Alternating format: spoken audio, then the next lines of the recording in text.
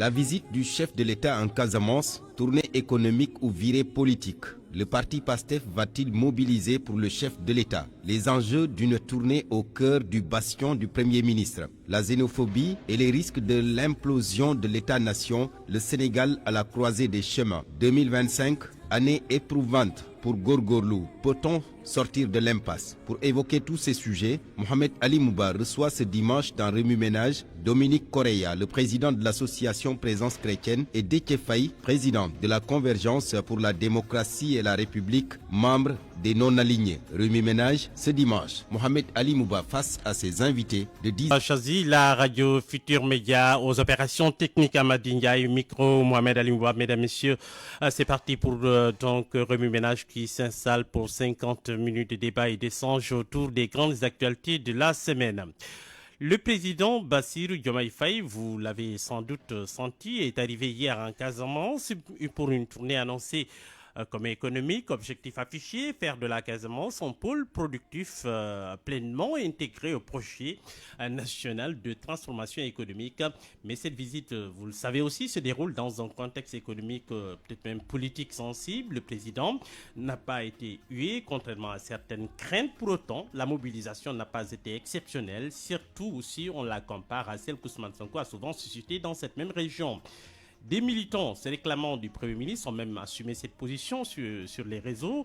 Ils ne s'opposent pas au président, mais ils refusent de l'accueillir. Dans le même temps, Ousmane Sonko appelle à l'apaisement, à la retenue face à une base militante dont certains éléments semblent prêts à la confrontation. Alors, que faut-il comprendre? À quoi joue Ousmane Sonko et que révèle réellement cette tournée en Casamance, une séquence économique, sociale au moment de vérité politique? Autre sujet plus grave, peut-être on le dira aussi, la mort en France de Baba Abdoulaye Diop, militant de PASTEF, un drame survenu dans un climat où la victime était régulièrement présentée comme un étranger au nom d'un discours nationaliste de plus en plus assumé au Sénégal.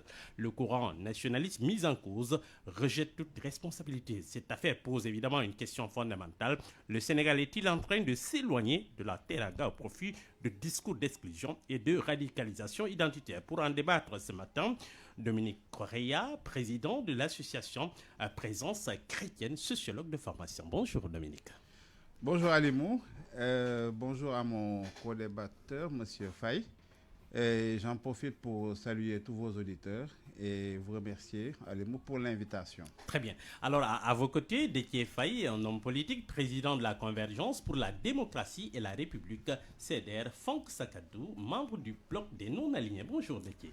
Bonjour Ali, je commencerai par vous remercier pour cette invitation.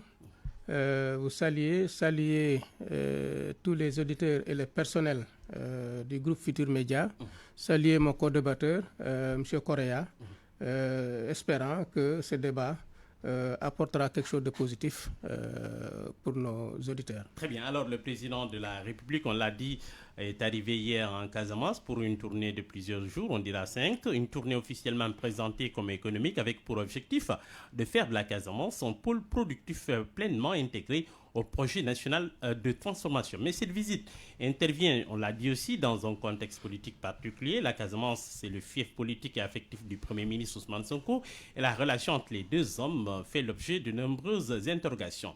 Alors, Dominique Correa, dans ce contexte précis, on le dira, la tournée de Diomaye en Casamance doit-elle être lue comme une démarche économique classique, économique, ou comme un test politique dans le fief du Premier ministre?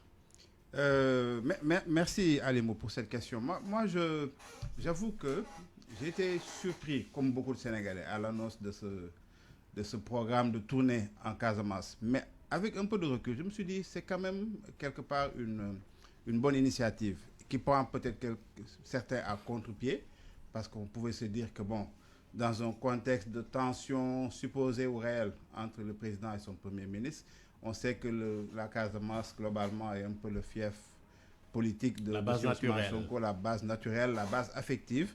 Mais en fin de compte, surtout après avoir vu comment s'est déroulée cette visite très symbolique du président de la République à la maman de M. Ousmane Sonko, je me suis dit qu'il y a quelque part peut-être une volonté également de pacifier, ou en tout cas de donner des signaux, de cette volonté de relations apaisées. Je vois derrière cette démarche, ce message. Et l'autre chose aussi, et ça c'est important, il est important que ce nouveau régime fasse des signaux pour faire espérer les populations, parce que les temps sont très difficiles un peu partout.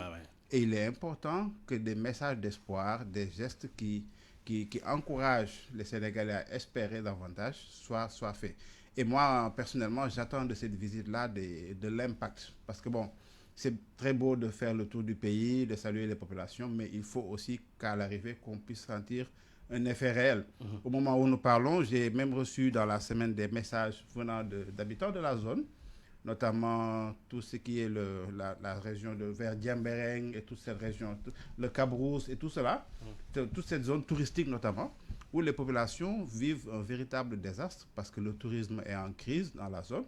Et pourquoi aller jusqu'en Casamance alors qu'on a un autre poumon économique qui est le milieu, qui est le centre du pays? On dirait à Kaolack par exemple, ou oui, Diourbel. Bon, vous savez, hein, on est un pays en crise globalement, donc tout est prioritaire, toutes les régions ont des besoins urgents.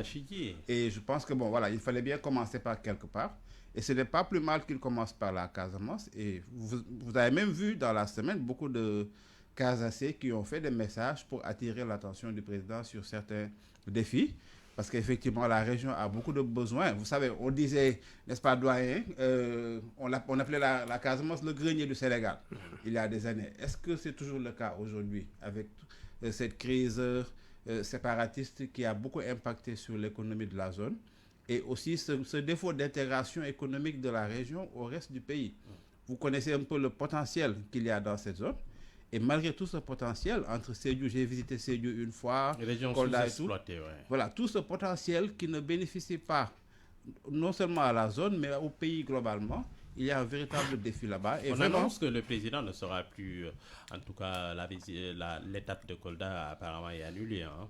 Bon, c'est dommage, c'est regrettable. Je pense que Kolda aurait pu faire partie. J'espère que Sédhiou fait partie de la visite. Parce que dans cette zone-là, il y a énormément de potentialités. Et malgré ces potentialités-là, les populations sont dans des difficultés. Et c'est un paradoxe. Dès qu'il faille, je m'adresse à vous. Aller en Casamance, ce n'est pas aller n'importe où. On l'a dit, quand ton président, par exemple, se rend dans le fief affectif et politique de son premier ministre, Déthié, que cherche-t-il à démontrer? Son autorité, on dira, institutionnelle ou sa capacité à rassurer une base qui ne lui est pas forcément acquise? Merci, mais vous me permettrez, Ali, de commencer par féliciter la presse sénégalaise de façon générale et le groupe Futur Média en particulier pour l'excellent travail que vous ne cessez d'abattre pour la consolidation de la démocratie et le renforcement de l'état de droit.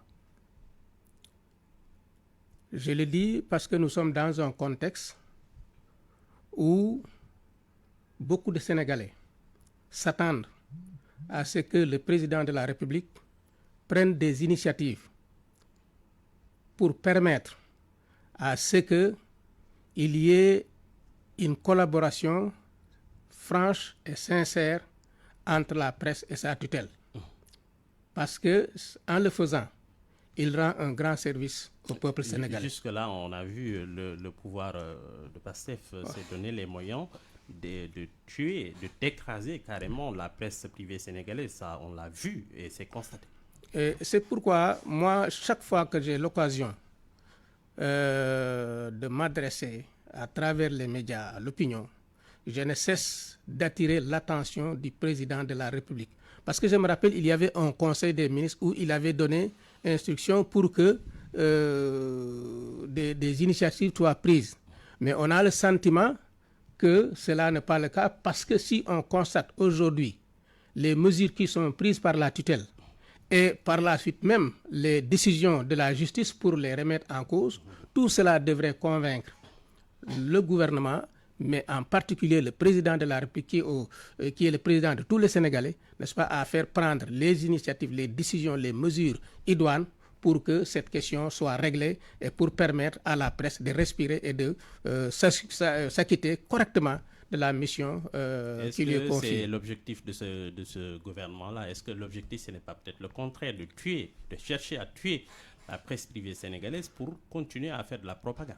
Oui, mais je pense que le président de la République, lui, doit comprendre qu'il n'est pas dans son intérêt d'avoir une presse asphyxiée.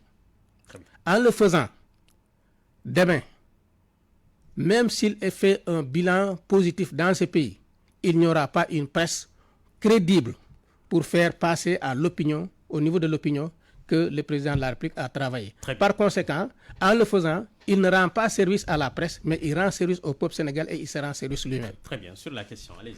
Maintenant, pour ce qui concerne la visite du président de la République, Bassirou Diomaye Diakhar Faye, en Casamance, il faut dire que moi, quand j'ai entendu le communiqué qui annonçait cette visite, je me suis posé beaucoup de questions. La première, c'est pourquoi commencer par la Casamance? Et la deuxième, c'est le timing, la période choisie pour cette visite. Vous savez, c'est une tradition au Sénégal. Depuis Senghor, chaque président de la République fait des tournées économiques. Oui, tout le monde, hein, même Macky Sall. Tout le monde, depuis Senghor, tous les présidents, ils font des tournées économiques. Donc, il est normal que le président de la République fasse des tournées économiques pour s'enquérir de la situation réelle à l'intérieur du pays. Mais si vous prenez la Casamance, j'ai lu dans une publication attribuée à la présidence de la République, quelque part où on explique pourquoi cette visite, où on dit que c'est pour permettre au président d'évaluer les potentialités de la Casamance, d'identifier les contraintes pour pouvoir engager des solutions. Quand j'ai vu ça, je me suis posé la question. Mais alors, sur quoi on s'est basé pour faire le plan Diomaye pour la Casamance? Parce que si vous faites un plan Diomaye pour la Casamance, cela signifie que vous avez évalué les potentialités, vous avez identifié les contraintes, et c'est sur ces bases... Juste au début de sa gouvernance. C'est sur cette base que vous avez élaboré ce plan pour la Casamance. Comment donc peut-on expliquer cette visite comme ayant pour objet d'évaluer encore et d'identifier les contraintes, alors que, en principe, le plan ne peut pas exister si cela n'est pas déjà fait. Donc, pour cette raison, je me suis posé la question parce que je m'étais dit, si le président doit aller en Casamance, il devrait normalement attendre de pouvoir poser des pierres ou d'inaugurer des réalisations de ce plan. Parce que hier, il a visité l'aéroport. Mais l'aéroport, ce n'est pas, c'est pas le plan. L'aéroport, c'est depuis 2022. Et si on ne prend pas garde, il pourrait faire le tour de la Casamance sans inaugurer aucune réalisation de ce plan Diomaye ou sans même peut-être poser une pierre pour ce plan Diomaye. Et ce serait vraiment regrettable. L'autre problème que j'ai eu en entendant ce programme-là, c'est le contexte, la période. Au moment où, à travers le pays, ce qui n'est plus des rumeurs, à travers le pays, on pense qu'il y a des problèmes réels au sommet de l'État. Lui-même, le Premier ministre, et lui-même a confirmé qu'il y a problème. Quand on a fait l'annonce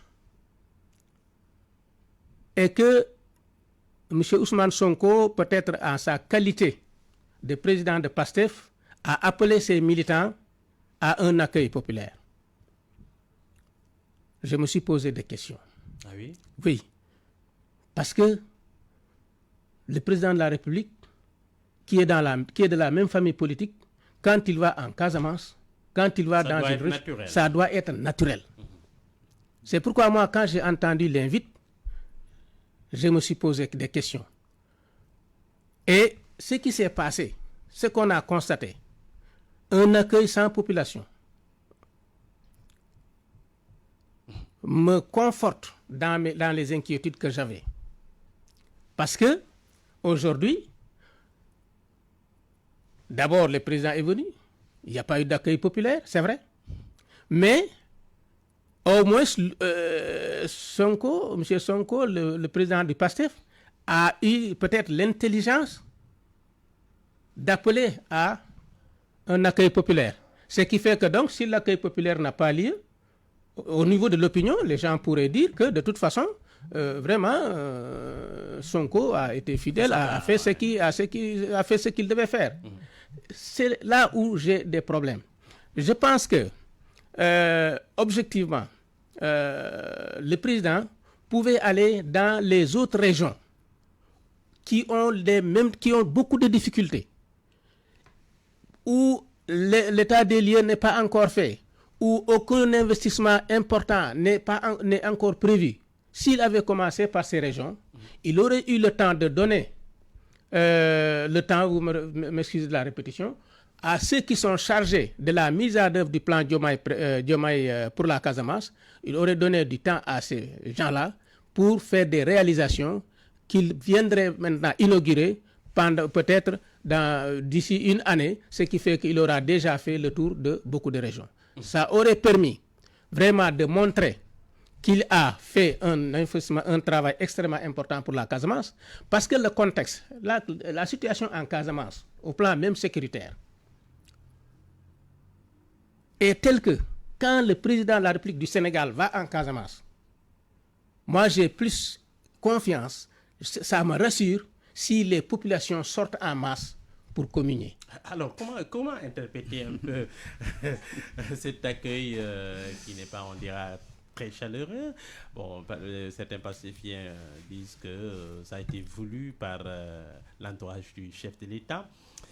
Vous, Dominique Correa, sociologue, comment vous comprenez ça? Bon, écoutez, moi je pense que nous devons dépasser cette forme d'accueil populaire. Je me souviens quand on était petit à l'époque, on accueillait le président Diouf on sortait les élèves, on avait des drapelés et tout pour faire un peu la fête. Je crois que bon, peut-être aujourd'hui aussi, dans le contexte actuel, dans le monde, ce genre d'accueil populaire, ça ne se fait plus dans les démocraties en tout cas. Vous verrez cela dans les... on les a vus. Vous verrez cela... Oui, mais bon, ça c'est le contexte de campagne électorale et tout. Mais vous savez, je me souviens que le président Diomaye est allé au nord du pays pour une visite aussi, il y a quelques mois, où il n'y avait aussi pas d'accueil populaire. Hein. Donc bon, peut-être c'est un style. Et bon, moi, personnellement, cela ne me pose pas de problème. Je crois que, à mon avis, le plus important, c'est vrai que... Ça peut lui renvoyer quoi exactement? Quelle image? C'est-à-dire qu'il n'est pas encore populaire. Non, ce qui est sûr. C'est difficile de drainer les masses. Vous savez, il n'est pas dans le cœur des Sénégalais, c'est ça? Il est chef d'État, et donc il a avec lui les renseignements généraux, et il a les moyens de savoir en temps réel quel est l'état de l'opinion à son endroit. Donc je pense que lui-même est bien renseigné sur beaucoup de choses mieux que nous. À mon avis, je vois un homme qui essaie d'incarner l'institution en essayant de se mettre un peu au-dessus de la mêlée. Et justement, peut-être, je ne suis pas dans sa tête, mais peut-être qu'en allant en Casamance, c'est justement pour essayer de convaincre qu'il n'y a pas de problème, en tout cas, il n'y a pas de gros problème, et que, en tout cas, lui, en tant que président, n'a pas de sens interdit. Maintenant, ça peut être interprété. C'est vrai, on dit tournée économique, mais la politique n'est jamais loin. Personne n'est naïf. La politique n'est jamais loin. Il y a toujours ce qui est apparent. Et après, il y aura peut-être des rencontres informelles ou des choses qui vont se passer loin des caméras, loin des journalistes surtout. Et on ne sait pas trop. Mais bon, globalement, moi, j'accorde beaucoup d'espoir. Les militants de Diomaye président disent clairement s'en prendre, en tout cas, aux déchets et autres... député de PASTEF qui aurait organisé tout cela, ce boycott, c'est préparé, c'est assumé, on souffle le chaud et le froid en même temps. On a entendu Bougar lever la voix. Mais il y en a qui ne se cachent pas, hein, parmi les responsables de PASTEF. Certains ont une position affichée, clairement qu'ils assument sur les réseaux sociaux. On les connaît, ils assument leur position radicale dans ce débat, dans cette crise supposée entre... le président Diomaye et son premier ministre. Donc maintenant, pour moi, il y a deux logiques qui s'affrontent. Donc la logique institutionnelle, qui veut que le président soit au-dessus de la mêlée, qu'il essaie de fédérer tous les Sénégalais, et la logique partisane. Et c'est d'ailleurs peut-être ça la source du conflit entre eux. Est-ce que c'est le parti qui doit déterminer les décisions ou bien c'est l'État en tant qu'institution? Donc je crois que ça, c'est un débat qui n'est pas tranché. Mais je vois un président qui essaie d'incarner l'unité nationale, de se mettre au-dessus de la mêlée. Et bon, maintenant, face à une base radicale une base radicale de son propre parti et qui le critique, qui l'attaque ouvertement et malheureusement au détriment du Sénégal, de l'image du Sénégal. Parce que quelque part aujourd'hui, je disais à quelqu'un que si aujourd'hui on veut confier des responsabilités au niveau international à d'autres présidents, certains hésiteraient parce qu'ils se disent qu'il a tellement de problèmes en interne que voilà, on ne va pas lui ajouter des choses à l'international. Et donc, on est tous perdants dans cette crise finalement. Alors, Déthié, est-ce que Ousmane Sonko contrôle encore sa base radicale, militante? Est-ce désormais la base qui dicte le tempo au leader de PASTEF? Si je vous pose la question, c'est parce qu'on l'a entendu dire clairement bas la terre, il faut aller accueillir le président. Et apparemment, ça n'a pas été totalement le cas. Bon, il faut dire que si il n'y avait pas cet invite à un accueil populaire, on pourrait penser que le président de la République, dès le départ, a choisi cette forme très sobre de visite. Oui. Mais je suppose que quand le président de PASTEF s'adresse aux militants pour leur donner un mot d'ordre concernant la visite du président de la République, je ne crois pas qu'il y ait une différence d'approche entre le président de la République et le président de PASTEF sur cette question. Par conséquent, je reste convaincu que l'accueil qui a été reçu est un signal politique. Lequel? Celui qui consiste à poursuivre le débat consistant à dire si vous êtes là, c'est à cause de moi ou à cause de nous. Et nous allons vous montrer que c'est à cause de nous. Et c'est la raison pour laquelle j'ai dit que, de mon point de vue, le président de la République n'aurait pas dû commencer par la Casamance. C'est très hostile. Pourquoi? Parce que aussi, quand même, nous sommes tous des Sénégalais.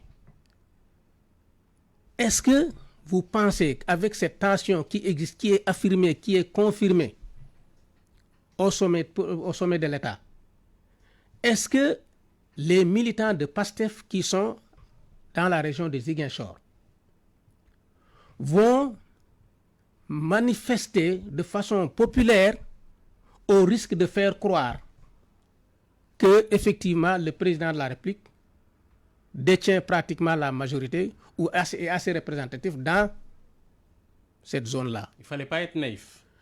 Je ne parle pas de naïveté, je parle de réalisme et de réalisme politique. Bon, et à partir de ce moment-là, comme je l'ai dit, on ne peut pas aujourd'hui dire que le PASTEF peut évoluer ou veut évoluer de façon sobre quand il organise une manifestation.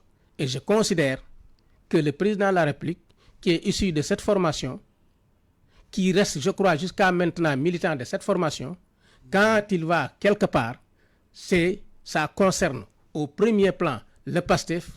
Et si son chef donne instruction pour qu'il y ait un accueil populaire, s'il n'y a pas accueil populaire, il faut voir à quel niveau ce réglage a été fait. Alors, à quoi faudrait-il s'attendre dans les prochains jours? Comment Diomaye devrait-il interpréter ces messages politiques?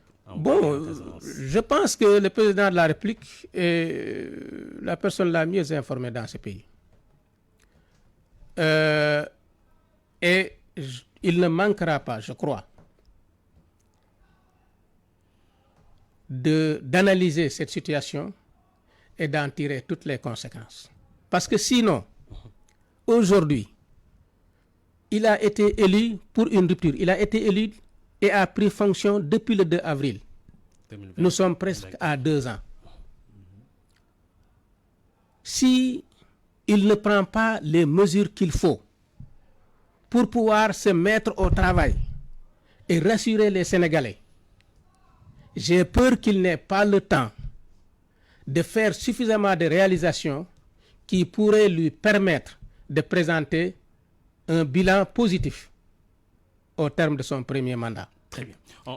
Et pour cette raison, je pense qu'il comprend qu'il est temps de se mettre au travail parce que ce qui s'est fait jusqu'ici, on a l'impression qu'on tourne en rond. On a l'impression que jusqu'ici, on a des difficultés pour indiquer la direction à suivre et que l'on comprenne que l'autorité chargée d'indiquer la direction a indiqué cette direction et que tous ceux qui travaillent pour la construction de ce pays devraient aller dans le sens que cette autorité a indiqué. D'accord, on va évoluer un peu avec la mort de ce jeune pastéfien, Baba Abdoulaye Diop. Tu es en France, dit-on par un nationaliste proche de Tahirou Sarr, qui le traitait d'étranger. Alors, la xénophobie qui fait ses petits pas dans notre pays. Dominique Correa, vous êtes sociologue, êtes-vous inquiet? Oui, très inquiet. Mais avant ça, j'aimerais revenir brièvement sur un point. Parce que quand on discute de la visite du président dans la région et tout, il faut aussi rappeler que, parce qu'on a tendance à tout politiser. On parle de PASTEF, des partis politiques et tout, mais n'oublions pas qu'il y a des citoyens dans cette région, dans le reste du pays, qui ne sont pas des militants et qui sont concernés au premier plan par tout ce que fait l'institution du président. Et l'autre chose, c'est qu'on espère vraiment qu'au sortir de cette visite, qu'il y aura des actes et des messages forts à l'endroit des populations locales, à l'endroit la pêche, pour le développement, pour la paix, parce que quand on parle Casamance, on pense tous au conflit, à ce plus vieux conflit, un des plus vieux au monde, et à tout ce qui se passe dans cette région. Et on a tous une pensée, on espère que chaque fois qu'un nouveau président va venir apporter une rupture définitive pour qu'on aille de l'avant.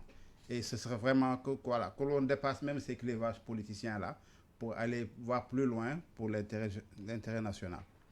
Alors, concernant le triste incident que j'ai suivi, on a tous été choqués par cela. Mais Alimou, moi, j'avais alerté depuis quelques mois, même peut-être pendant la dernière présidentielle, en disant qu'on est en train de libérer la parole xénophobe. Sur l'espace public. Dans l'espace public. Parce que ce qui est en train de se passer dans les pays où vous voyez actuellement l'extrême droite qui prend le pouvoir un peu partout dans le monde, on n'est pas à l'abri. On a aussi, nous, des extrémistes. Bon, ils sont noirs. Ils sont noirs, mais ils sont noirs, mais ils sont racistes et tout. Et ils ont des idées xénophobes. Et malheureusement, cette tendance-là, qui était avant marginale, on pouvait juste, moi je dis toujours que on aimait bien, nous Sénégalais, nous moquer gentiment de nos voisins, les Ndereng, les Nyak et tout, c'était rien de méchant. Mais aujourd'hui, il y a une tendance à la xénophobie, à la haine de l'étranger et à la stigmatisation qui se libère. Les gens s'expriment dans les médias, je vois circuler sur les réseaux des vidéos choquante où on stigmatise. Aujourd'hui, Tahirou Sarr, le tenant de cette ligne nationaliste, est à l'Assemblée nationale. Je ne voulais pas le citer, mais bon, j'ai vu une vidéo peut-être qui est un peu vieille où il cite nommément des communautés en les stigmatisant, les Peuls de la Guinée, en les attaquant. Je ne sais pas qu'est-ce que les Peuls lui ont fait, mais bon, franchement, c'est parce que la violence, il est très opportuniste. La violence commence par être verbale, après elle devient physique. Surtout que c'est un bon filon, c'est un marketing politique qui marche bien dans d'autres pays. Et les gens. Mais maintenant, le problème, c'est qu'on ne sait pas où ça va nous mener. Si vous utilisez ce discours pour séduire l'électorat, ça peut vous rapporter des voix, mais après, vous ne maîtrisez plus rien. Et aujourd'hui, lui, il est incapable d'assumer les conséquences de cela. Aujourd'hui, il se désolidarise et tout. On ne sait pas trop. Il soutient que le présumé meurtrier ne fait pas partie de son bataillon. Oui, bon, il ne peut pas connaître tous ces militants, mais surtout, il ne peut pas connaître l'effet de son discours sur des gens qu'il ne connaît pas lui-même, souvent. C'est pour cela que ce discours est dangereux. Moi, je pense qu'il est urgent que l'État prenne des décisions, des mesures radicales sur ces discours xénophobes. Son parti politique, il est là, non?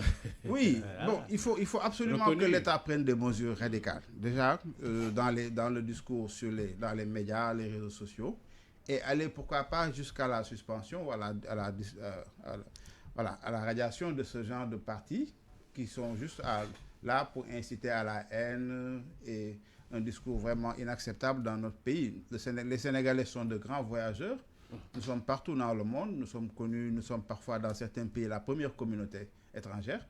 Un Sénégalais ne peut pas aspirer à diriger ce pays avec un discours xénophobe, violent, surtout entre... D'autant que lui-même était à l'étranger. Voilà, mais c'est un paradoxe. C'est un paradoxe. Donc vraiment, j'invite l'État à rester ferme et surtout les populations à rester vigilantes. Parce que ce discours-là commence à prendre forme dans les populations et c'est extrêmement dangereux. Vous savez mieux que moi que le développement se fait aussi avec ces étrangers-là. Dans tous les pays du monde, le développement s'est fait avec une main-d'œuvre étrangère. L'Amérique a été construite par des étrangers, la France, le melting pot. Et c'est une diaspora qui est non seulement une main-d'œuvre, parfois aussi un apport intellectuel. Et ça, il y a des preuves un peu partout. Donc, c'est au pays d'être stratège, de savoir, savoir capitaliser sur tout cela. Évidemment, il y a des enjeux de sécurité. L'État doit prendre les mesures pour voir qui entre, qui sort, qui est là, qui fait quoi. Mais pour moi, la xénophobie, c'est vraiment un discours qui est totalement contre-productif. Déthié Faye, est-ce qu'on peut reprocher grand-chose à Tahirou Sarr? Tahirou Sarr qu'on connaît, en compagnonnage avec Ousmane Sonko, il était parmi les pacifiés avant de tisser sa propre toile. Est-ce qu'il n'a pas un peu vu que le filon était là, s'était dégagé, et il en a profité? Bon, je commencerai par regretter vraiment ces événements-là. Surtout cet événement à l'occasion duquel un jeune Sénégalais a été tué. J'en profite pour présenter mes condoléances à sa famille, à la famille de feu Baba Abdoulaye Diop, pour dire que cette tension que nous vivons reflète une crise profonde des valeurs qui ont fait du Sénégal une référence pendant longtemps. Cela découle, de mon point de vue, d'un discours irresponsable, populiste d'abord, qui incite à la violence, à la stigmatisation de l'autre, qui aujourd'hui ouvre des portes que certains n'hésitent pas, ne se gênent pas à emprunter pour simplement arriver à leur fin. Si on entend un Sénégalais, un intellectuel de surcroît, faire de la stigmatisation, faire presque de l'apologie de la violence ou du rejet de certaines communautés, on ne peut que le regretter et le condamner. Parce que quand vous prenez le Sénégal, mais le Sénégal que nous connaissons, c'est le Sénégal défini par qui? Par le colon. Le Mali, c'est le Mali défini par le colon. La Gambie, c'est la Gambie définie par le colon. Si vous faites de la stigmatisation contre une communauté, mais cette communauté que vous stigmatisez, parmi elles, il y en a certains qui sont au Sénégal depuis plusieurs décennies et qui sont des Sénégalais comme toi. Quand vous êtes Sénégalais, vous avez vos parents de la même ethnie qui sont en Gambie, au Mali, en Guinée. Donc, il y a des mariages qui s'organisent entre Ouais, par exemple, Oui.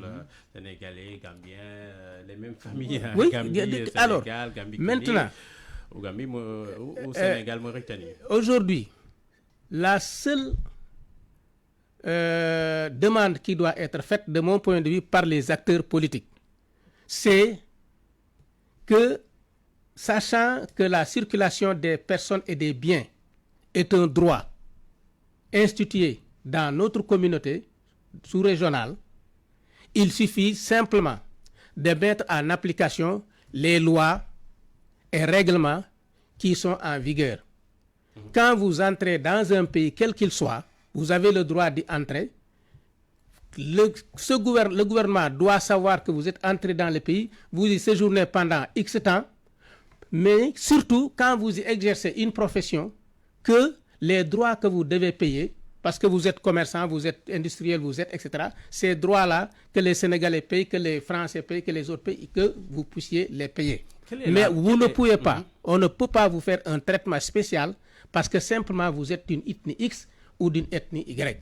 C'est extrêmement dangereux pour la stabilité de notre pays. Quelle est la part de Pastef, un peu, la responsabilité de Pastef dans l'arrivée un peu de ce discours-là sur l'espace public? Parce que si je vous pose la question, on a entendu en tout cas des soutiens de Pastef carrément s'en prendre à l'ancien Premier ministre Amadouba à la veille de la présidentielle 2024, si je me souviens. On l'a qualifié de Nrin, de Guinéen, alors qu'il n'en était rien, même si après on a entendu Ousmane Sonko dire carrément qu'il n'en était rien. J'ai dit tout à l'heure que le discours populiste a servi de base, de support à ces énormités. Parce que quand, par exemple, simplement, je ne parle même pas d'ethnie, mais quand vous dites simplement que telle catégorie de fonctionnaires ou de ceux sont des voleurs, il faut aller brûler leur maison, il faut aller casser leur maison et vous allez trouver des milliards. Vous incitez les gens à la violence. Quand, pour des raisons politiques, vous voyez un candidat, vous lui collez une étiquette, une nationalité, dont vous êtes sûr que ce que vous êtes en train de dire là est totalement faux, vous êtes en train d'engager vos militants et votre base dans une démarche consistant à croire que ce n'est pas une mauvaise chose que d'attaquer son adversaire en utilisant des armes non conventionnelles, l'essentiel étant d'aboutir à de réussir son plan et d'aboutir à ses objectifs. C'est ça qui est mauvais. Et c'est une situation qui dure depuis plus d'une dizaine d'années. Les gens ont pensé que progressivement, peut-être, on allait revenir à la raison, mais aujourd'hui, cette violence est dans les familles, dans les quartiers, parce que la stigmatisation ne se limite plus à des ethnies. La stigmatisation va jusqu'aux appartenances politiques. Quand vous n'avez pas le même parti politique, vous êtes des adversaires, vous êtes des ennemis, et quand il est possible de vous supprimer ou de mettre un terme à votre vie, il y a des gens qui n'hésitent pas. Vous pouvez voir quelqu'un qui intervient à la radio, à la télévision, et immédiatement on lui envoie des messages des messages de menaces de mort ou autres. Aujourd'hui, c'est devenu quelque chose d'habituel, de sorte que quand quelqu'un dit que j'ai été menacé, pratiquement ça n'émeut personne.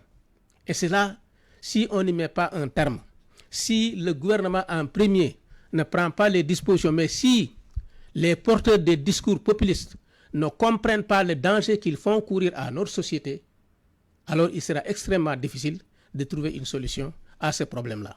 Alors, j'interroge le sociologue. Est-ce qu'on peut faire taire Tahirou Sarr? Parce que Tahirou Sarr, d'une certaine façon, travaille sur un terrain plus ou moins fertile. Et il sent que voilà, ça peut germer. Est-ce que quelque part, on peut s'attendre à ce que ça change? Parce que c'est déjà parti là. Bon, faire taire, non. Moi, je suis pour que les gens assument leur discours. Mais il faut simplement leur apporter la contradiction avec des arguments précis. Aujourd'hui, dire que les étrangers viennent nous voler nos métiers, ce n'est pas vrai. Ce n'est vrai dans aucun pays. Et ça, c'est facile de le prouver. Les étrangers qui sont là installés, les pays voisins qui viennent ici, ils ne font que créer leur travail et ils ont de la plus-value dans l'économie locale. Ils ne prennent pas le travail des Sénégalais, ce n'est pas exact. Et ça, c'est facile de le prouver. Donc ce discours-là, il est facile de le déconstruire. Et justement, maintenant, dans les aspects d'incitation à la... Faudrait-il peut-être que les médias aussi se donnent les moyens de porter la contradiction. Les médias, vous invitez ces gens-là sur les plateaux. Les médias, les instances de régulation comme le CNRA, et puis des fois aussi les autorités judiciaires et autres doivent de temps en temps rappeler à l'ordre pour ce que j'appelle le discours de stigmatisation. Je me souviens d'ailleurs à l'époque, Présence chrétienne avait fait un commentaire parce qu'un leader politique, juste parce que pour son appartenance religieuse, on l'a comparé à un alcoolique, parce que c'était carrément de la stigmatisation. Et ça, c'est cette tendance-là, ça c'est dangereux parce qu'on est dans le communautarisme et ça réveille des instincts un peu communautaristes qui vont nous mener à des conséquences qu'on ne maîtrise pas. Et ça, je crois que les autorités doivent prendre leurs responsabilités et être très fermes sur ce genre d'attitude-là, qui malheureusement commence à prendre de plus en plus d'ampleur. Et qu'est-ce qui s'est passé pour qu'on en arrive à cette situation quand même au Sénégal? Sénégal, un pays vraiment de la teranga, État-nation, bâti par, on dira, Senghor, qui a des idéaux d'un homme ouvert au monde. Qu'est-ce qui s'est passé? C'est-à-dire on a eu de petits politiciens après? Bon, malheureusement, pour moi, ce délitement a commencé avec l'avènement du président Abdoulaye Wade. Au début des années 2000. Voilà, exactement. Parce que c'est avec le président Wade qu'on a commencé à sortir un peu des standards et à montrer même des appartenances religieuses, confrériques. Parce qu'avant lui, on ne savait même pas Abdou Diouf était de quelle confrérie. Il était au-dessus de la mêlée. Bon, Senghor, on savait qu'il était catholique, c'est normal. C'est une minorité visible. Mais on n'avait vraiment pas ce genre de discussion au sommet de l'État. Mais après, on a commencé à sentir un peu des clivages confrériques. Avec Macky Sall, c'était l'ethnie. Mais bon, voilà. Et de plus en plus, on commençait un peu à avoir des différenciations de ce genre, un peu pour spécifier. Et cela, c'est dangereux surtout dans la manipulation de l'opinion. Parce que souvent, ça peut ne pas être le fait du leader lui-même, mais c'est son entourage qui manipule un peu cette identité et qui essaie de se dire on va gagner des voix ou un capital sympathie sur cette base-là. Mais ça peut se retourner très facilement contre le leader en question et généralement aussi contre les populations parce que les populations sont en avance sur nos leaders politiques. Elles sont en symbiose, elles vivent en harmonie. Et souvent, c'est au sommet, ce sont les acteurs politiques qui ont des calculs égoïstes pour leur carrière personnelle. Mais en général, les gens ne les suivent pas. Après, il y a toujours des victimes collatérales, comme ce jeune en France, et qui finalement, d'ailleurs, je pense qu'il est sénégalais. Oui, on l'a fait passer pour un étranger, et tout cela. Et c'est vraiment regrettable, ce genre de conséquences-là. J'en appelle vraiment aux autorités à faire preuve de fermeté sur ces questions-là. Je fais confiance à la justice française. Je pense que certainement qu'ils vont dénouer très rapidement cette affaire. Mais nous devons rester, nous, Sénégalais, vigilants face à ce discours xénophobe, ce discours populiste, parce que les politiciens ne doivent pas nous diviser. Les politiciens ne doivent pas nous diviser dès qu'il y a faille. Le nationalisme aujourd'hui est en train de prendre le pas sur beaucoup d'idéaux. En tout cas, Tahirou Sarr continue à évoluer et il est sorti des flancs d'une certaine façon du PASTEF. Donc, il a le vent en poupe, en tout cas en sourdine. Oui, je pense que il appartient à une ligne du PASTEF de départ qui s'est radicalisé, je peux dire dans le mauvais sens. Parce que, comme je l'ai dit, la stigmatisation des ethnies c'est absolument à condamner. C'est surtout aussi Absolument un danger pour le parti pouvoir, parce oui, que absolument. Il peut engranger des voix pour ceux qui sont frustrés. Mais cela est dû vraiment à un discours qui a perdu de sa qualité depuis un discours politique qui a perdu de sa qualité depuis un certain temps. Les débats auxquels on était habitués sur des questions, sur des idées, sur des orientations, ces débats-là n'existent plus. C'est des combats de personnes, des questions crypto-personnelles qui sont mises en avant, ce qui fait qu'aujourd'hui, pratiquement, quand vous critiquez quelqu'un, vous ne critiquez pas parce qu'il appartient à une organisation politique, parce qu'il y a une telle démarche, parce qu'il a une telle vision, mais simplement parce que peut-être il appartient à une organisation que vous ne supportez pas et que vous voulez combattre à tout prix. En réalité, la société sénégalaise telle qu'elle est, il n'est pas le fait que, par exemple, quelqu'un montre qu'il est catholique, qu'il est musulman, qu'il est mouride, qu'il est tidjane, n'est pas fondamentalement pour moi un problème. Parce que les Sénégalais, sur cette question-là, sont très conscients. La preuve, le président Macky Sall était considéré comme mouride, n'est-ce pas? Bon, il était très qui là-bas, mais il n'a jamais gagné Touba. Il n'a jamais gagné Touba parce que les Sénégalais parviennent à faire la différence. Et c'est ça qu'on veut nous enlever. Quand Senghor était là, catholique, cela n'intéressait pas les Sénégalais, qu'ils soient catholiques ou qu'ils soient si. Ce qui intéressait les Sénégalais, c'est que c'est un président de la République qui est au service du pays, qui respecte toutes les obédiences qui existent, et il l'a montré par son comportement, par sa gouvernance. Les autres présidents peuvent faire la même chose, mais si au niveau des acteurs politiques, on considère que quand on est de telle ethnie, on constitue un danger pour un pays, ça, ce n'est pas une question de religion, c'est une question sociale extrêmement dangereuse. Et les porteurs de ces discours, comme M. Correa l'a dit, devraient subir les conséquences de leurs actes. Qui doit fixer les limites du discours nationaliste au Sénégal et comment surtout en quelques secondes. Mais la Constitution interdit de s'identifier à une ethnie, à une religion, interdit toute forme de stigmatisation basée sur la religion, sur l'ethnie et autres. À part ce moment-là, quand vous tenez certains discours, vous êtes en violation par rapport à ces dispositions-là. Et à part ce moment-là, la justice peut vous rappeler à l'ordre. En vous rappelant à l'ordre, dans un premier temps, il ne s'agit même pas dès le départ de dissoudre un parti, mais qu'on vous rappelle à l'ordre, qu'on vous condamne, qu'on vous demande de mettre un terme à ces pratiques. Et à part ce moment-là, si vous laissez tomber et que vous mettez sur la bonne voie, à part ce moment-là, je pense que les Sénégalais comprendront que la justice a fait son travail et cela pourrait nous aider véritablement à résoudre les problèmes auxquels nous sommes confrontés aujourd'hui. Faye, président de la Convergence pour la démocratie et la République CDR, Fonk Sakadou, membre du bloc des non-alignés. Merci d'être venu. En face de vous, Dominique Correa, président de l'association Présence chrétienne, sociologue de formation. Au micro, Mohamed Ali Mouba, à la technique Amadi Ndiaye, retour de Remue Ménage. La semaine prochaine, nous vous saluons.